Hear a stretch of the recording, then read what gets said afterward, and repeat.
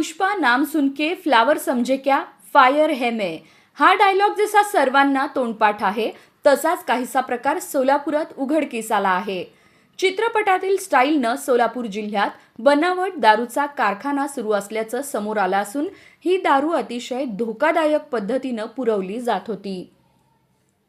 ट्रकच्या खालच्या भागात दारूचे बॉक्स लपवून ठेवले जात होते, तर वर भंगार माल म्हणजेच स्क्रॅप टाकला जात होता. त्यामुळे कुणालाही संशय येत नव्हता. मात्र सोलापूर पोलिसांच्या खबऱ्यांनी दिलेल्या अचूक माहितीनंतर हा प्रकार उघडकीस आला. वळसंग पोलीस ठाण्याच्या हद्दीतील मद्रे गावात बनावट दारूचा कारखाना सुरू असल्याची माहिती मिळाल्यानंतर पोलिसांनी सखोल तपास करत पद्धतशीर कारवाई केली. या धडक कारवाईत पोलिसांनी तब्बल 1,54,00,000 रुपयांचा मुद्देमाल जप्त केला आहे. यामध्ये 1400 दारूचे बॉक्स, रसायनांचे बॅरल आणि बनावट दारू तयार करण्याचे साहित्य यांचा समावेश आहे. या प्रकरणामुळे परिसरात एकच खळबळ उडाली आहे.